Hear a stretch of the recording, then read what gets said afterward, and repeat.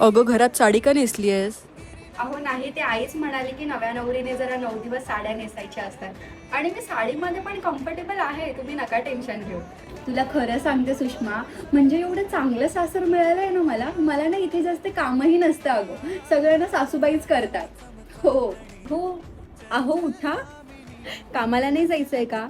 नाही, माझा आवाजच एवढा गोड आहे आणि मी तुम्हाला रोज ह्याच आवाजात उठवणार आहे. हा, चला लवकर कामाला जा. आई, जेवायला काय बनवू? बरं, भाकरीही करते आणि चपात्या वेगळ्या करू का?